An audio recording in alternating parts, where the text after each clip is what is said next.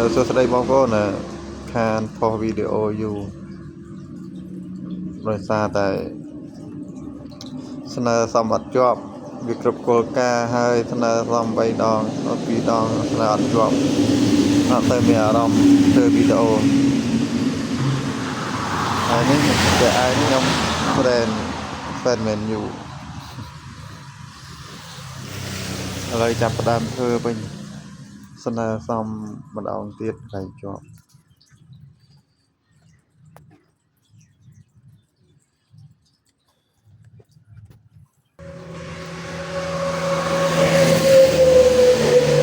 វីដេអូខ្ញុំ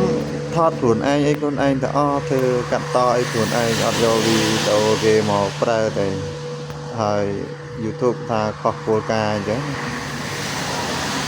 ហើយណាមួយខ្ញុំថ្មីអត់សូវដឹងដែរគ្រាន់តែថា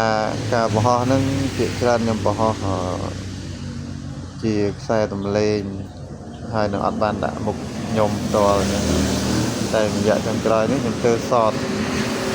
ទៅខ្ញុំបង្ហាញមុខច្រើនដែរ